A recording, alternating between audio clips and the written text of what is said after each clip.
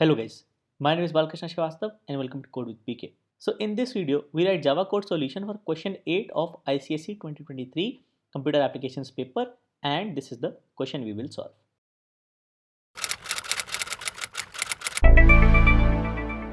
So before we begin, it is a request to please subscribe to my channel, because out of 100 viewers only 1 or 2 are subscribed and a subscription is very important. So please do subscribe to my channel. So let's begin. So this is the question we are supposed to solve. So we have to define a class to accept values in an integer array of size 10. Okay. So I start with a class named question 8. You can name the class anything you want. I'm naming the class after the question number I'm solving. Okay. It has to accept values in an integer array of size 10. So we need an integer array which I add to this class as a data member, private int arr. Okay. I take another data member, okay, to store the size of this array, and in the default constructor that I add, I will create this array. I will set the size and I will create this array, okay, of size m. Okay. So I have a class which has an integer array as a data member, and when an object of this class is created, I get this integer array of size 10. Okay. Then you have to accept values from the user. So I write a function public void accept. Okay. So I will use a scanner class object to read values from the user. Okay. So I'll say import java.util.scanner. Okay. I will add a promises for the user, print enter 10 integers, and then I use a for loop to read 10 integers. Okay. So you can use 10 instead of m, or arr.length instead of 10, but since I have taken a separate data member to store the size of the array, I use m. Okay. I do arr of I. The ith element in this array is basically the integer value we are reading from the user. Okay. So this loop runs 10 times, and in each iteration an integer is read and stored into the ith location of the array. So this loop will read 10 values from the user and store it in this array arr. Okay. So I added accept method to read 10 integers into this arr array. Okay. Then we have to find some of 1-digit numbers and some of 2-digit numbers entered, display them separately. So I write a function public void find 1 and 2-digit numbers. Okay. You can name the function anything you want. It should just reflect the purpose it is meant for. Okay. So I take two variables, int sum 1-digit numbers is equal to 0, int sum 2-digit numbers equal to 0. I iterate this array, I equal to 0, I is less than m, I plus plus. I get the ith integer into this variable x as arr of I. Now I have to check if this value x is 1-digit or 2-digit number. So there are two ways to do it. One, you can count the number of digits in x and then you can classify it as 1-digit or 2-digit.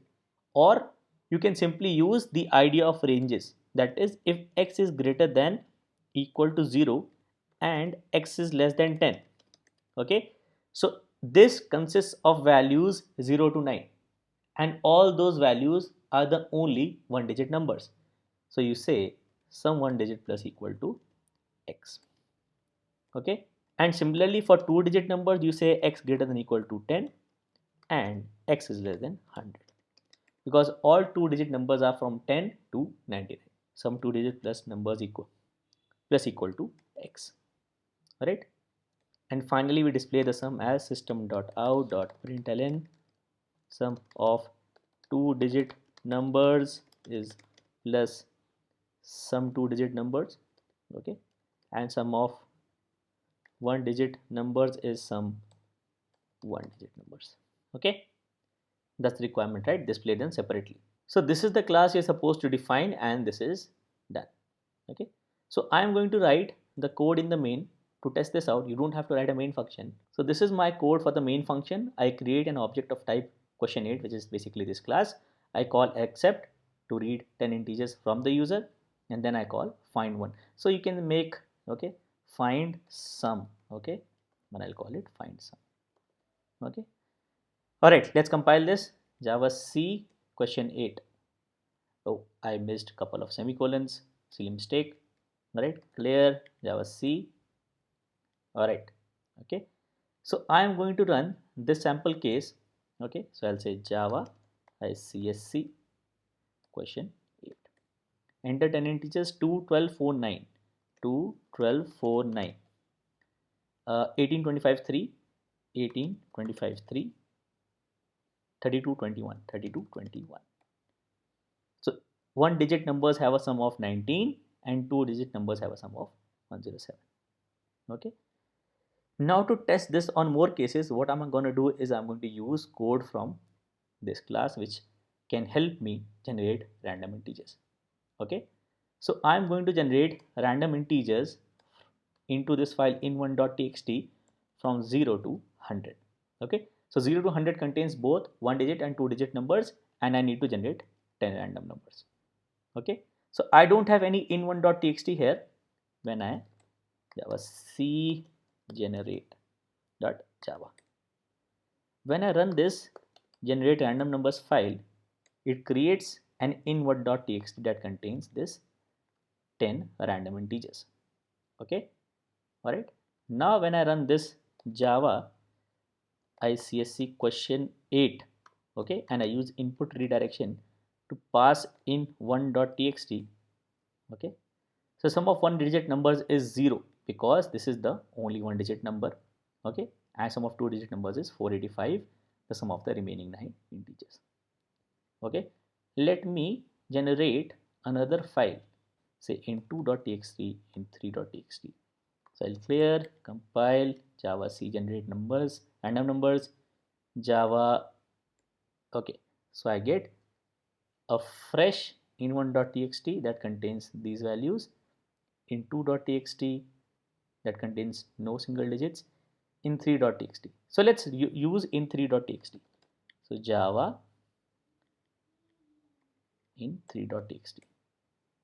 So you can see the sum of one digit numbers is 350, which is 8, and the sum of the remaining numbers is 454. Okay. All right. So this was the solution to this problem. Okay, and I hope this was helpful.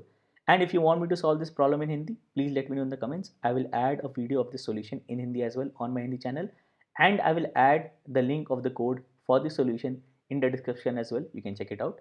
Okay, and other questions of ICSE 2023 computer applications paper are already solved. The links for the videos are also there in the description, and many more ICSE computer applications questions from previous years and practice questions are already solved on my channel. You can check it out. Okay, so please don't hesitate to mention in the comments if you have any doubt about the solution. I will always answer your queries. Okay, and if there is something that I did not like about this video, please just don't press the dislike button. Please also let me know in the comments what was it that you did not like about this video, so that I can improve in my further videos. And you can always let me know in the comments if there is a question you want me to solve or if there is a concept you want to discuss. Thank you.